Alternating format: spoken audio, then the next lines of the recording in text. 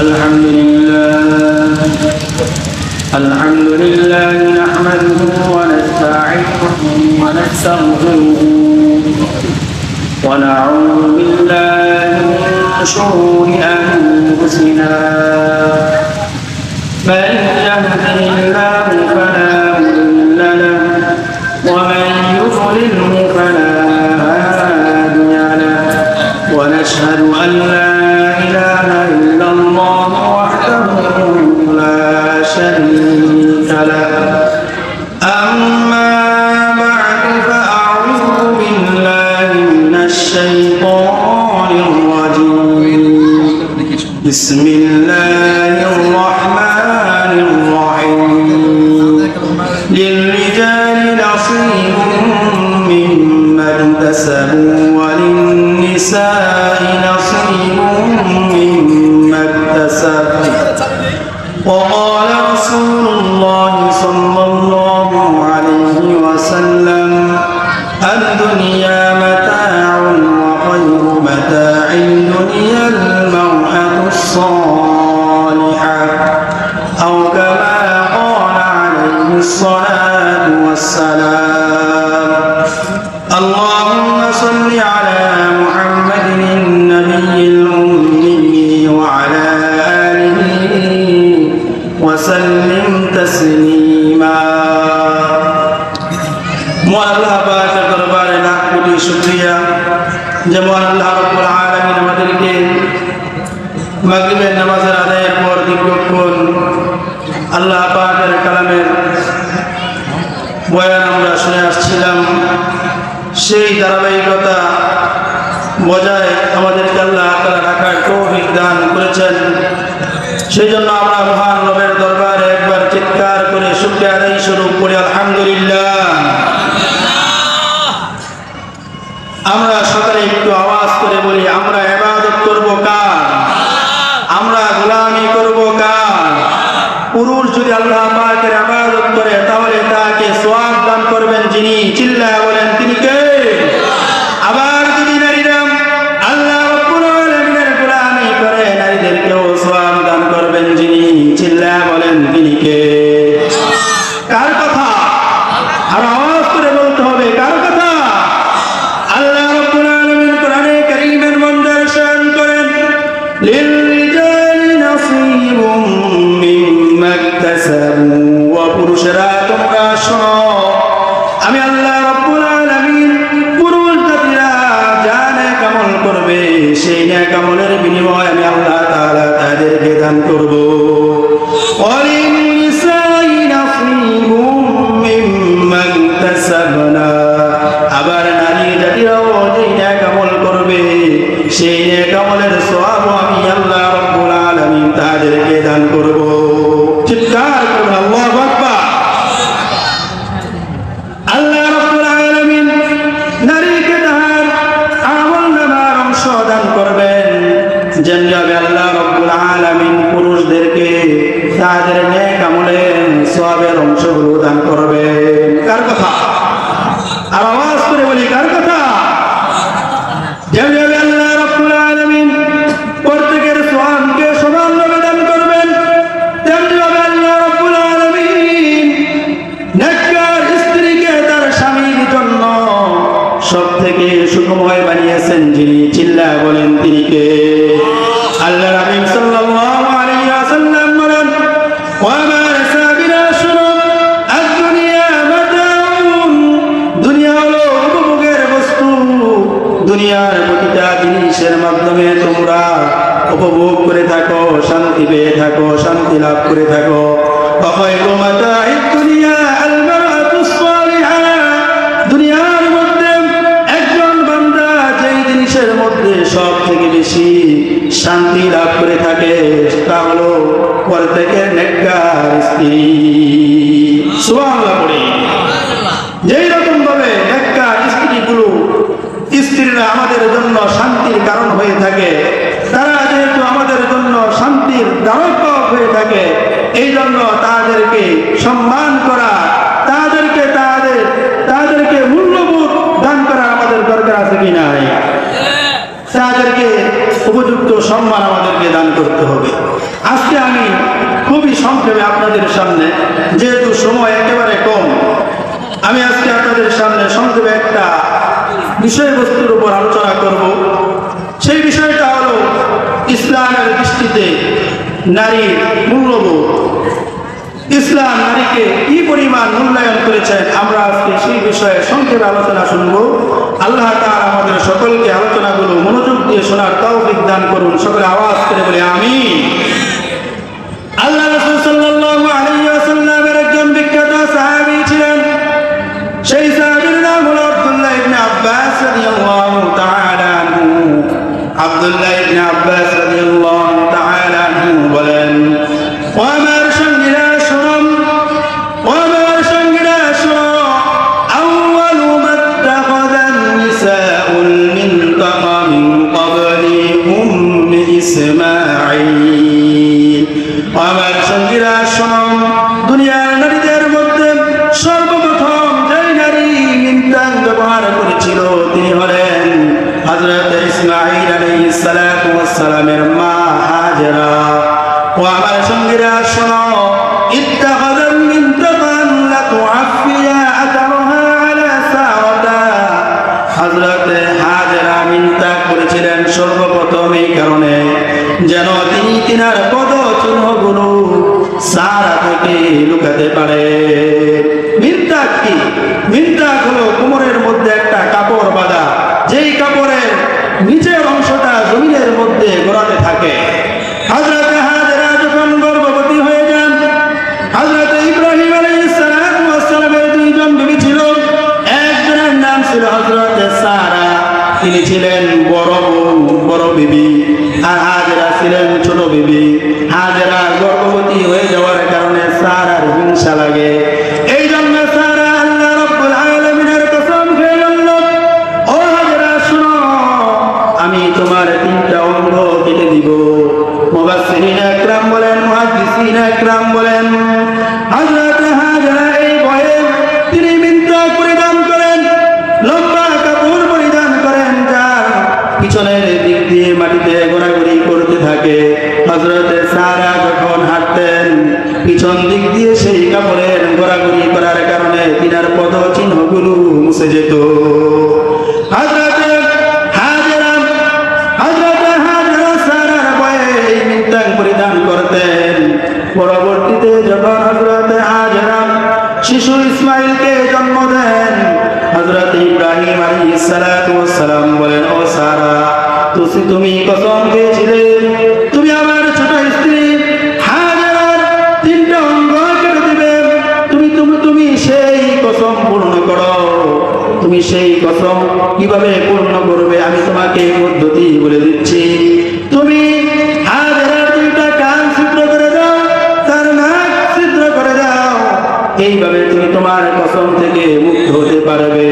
হযরত হাজেরার যখন দুই কান এবং নাক ছিদ্র করে দেওয়া হলো, আর সেই নাক এবং কানের মধ্যে যখন তিনি অলংকার পরিধান করলেন, তখন তিনার সৌন্দর্য আরো বহুগুণে বাড়িয়ে দিলেন। যিনি চিল্লায়া বলেন তিনি কে?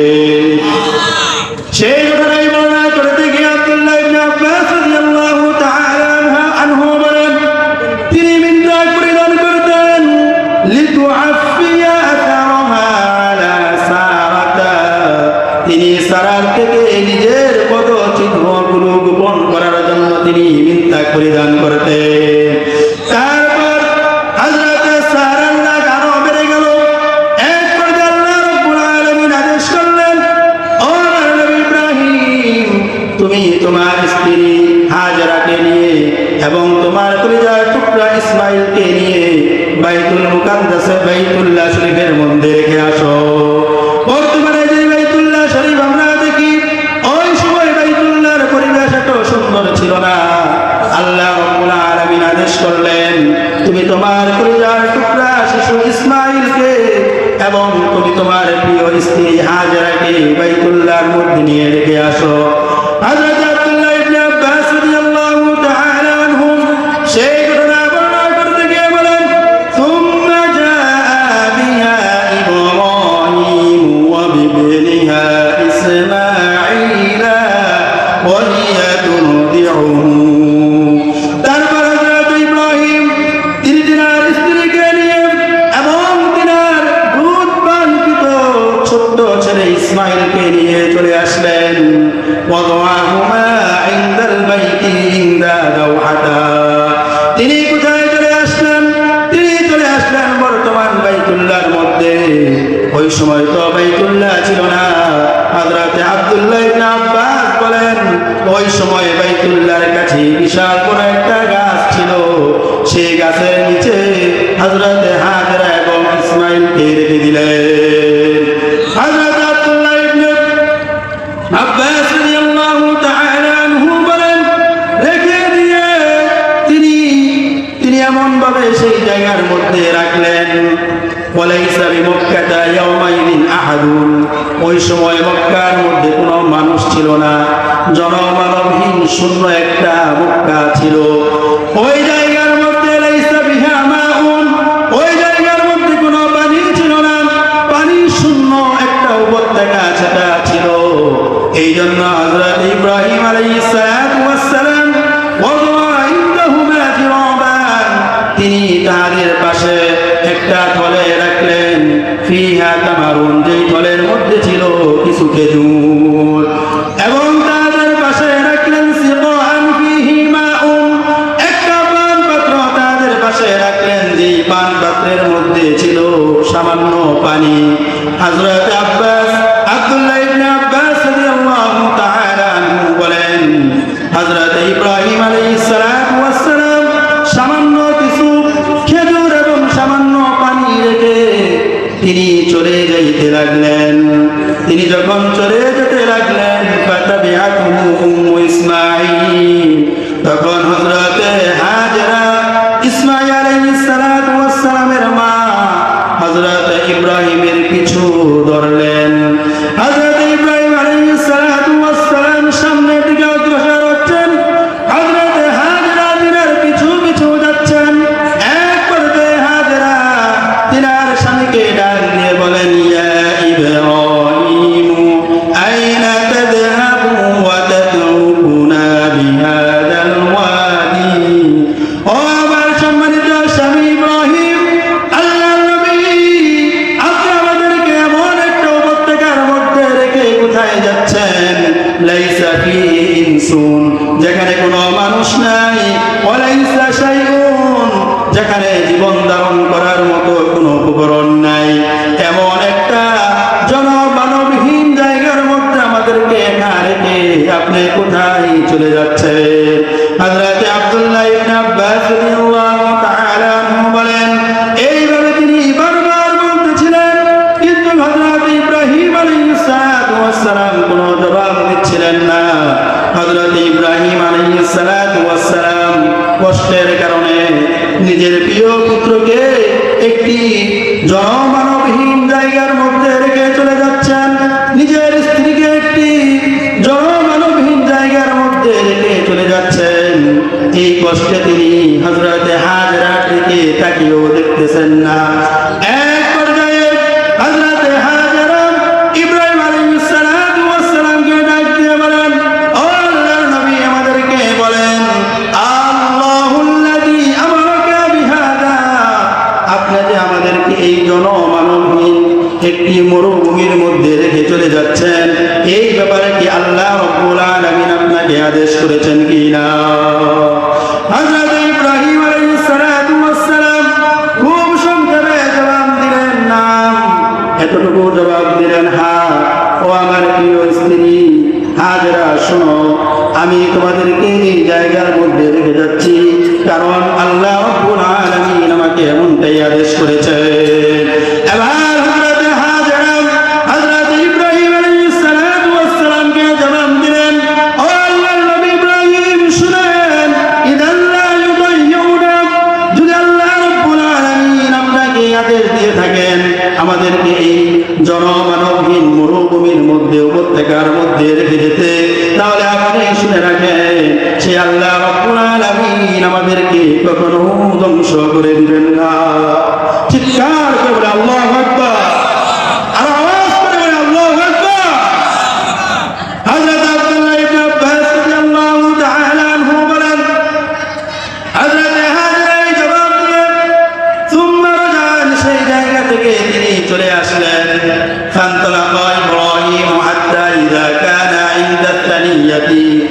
আর হযরত ইব্রাহিম আলাইহিস সালাতু ওয়াস সালাম সামনে অগ্রসর হতে লাগলেন। যখন তিনি গিরিপথের বাঁকে চলে গেলেন, লা ইয়ারাউনাহু, যেই জায়গা থেকে তিনাকে আর দেখা যায় না, ইস্তাকবালা বিওয়াজহিল বাইতি, তিনি কাবার দিকে মুখ করে তাকালেন। তারপর তিনি দুই হাত উঠিয়ে আল্লাহ রাব্বুল আলামিনের কাছে দোয়া করলেন, রব্বানা ইন্নী আসকানতু মিন যুররিয়্যাতি বিওয়াদিন গায়রি যী যার'ইন ইনদা বাইতিকাল মুহাররম। প্রভু হে, আমি আমার এক সন্তানকে আপনার সম্মানিত ঘরের পাশে এমন একটা উপত্যকার মধ্যে আমি রেখে যাচ্ছি যেখানে কোনো ফসলাদি নেই। রব্বানা লিউকিমুস সালাতা, প্রভু হে, তারা যেন নামাজ আদায় করে। প্রভু হে, ফাজআল আফইদাতাম মিনান নাসি তাহওয়ি ইলাইহিম, প্রভু হে, আপনি কত মানুষের অন্তরকে তাদের দিকে আপনি ঝুঁকিয়ে দেন। ওয়ারযুকহুম মিনাস সামারাত, আল্লাহ আপনি তাদেরকে ফল ফলাদি থেকে রিজিক দান করেন। লাআল্লাহুম ইয়াশকুরুন, হয়তো তারা আপনার কৃতজ্ঞতা আদায় করবে। আল্লাহ নবী হযরত ইব্রাহিম আলাইহিস সালাতু ওয়াস সালাম এই দোয়া করে চলে গেলেন। আর এই দিক দিয়ে হযরত মারিয়াম, এই দিক দিয়ে হযরত হাজরা এবং তার প্রিয় পুত্র সেই অল্প পানি থেকে পানি পান করেন। আর মা হাজরা নিজের দুগ্ধবান সন্তানকে দুধ পান করান। এইভাবে যাই হোক, সময় হয়ে গেছে। আল্লাহ তাআলা যদি অন্য কোনো সময় সুযোগ দান করেন, ইনশাআল্লাহ আলোচনা করবো। আল্লাহ তাআলা আমাদের সকলকে যে আলোচনাগুলো করলাম তার উপর আমল করার তৌফিক দান করুন।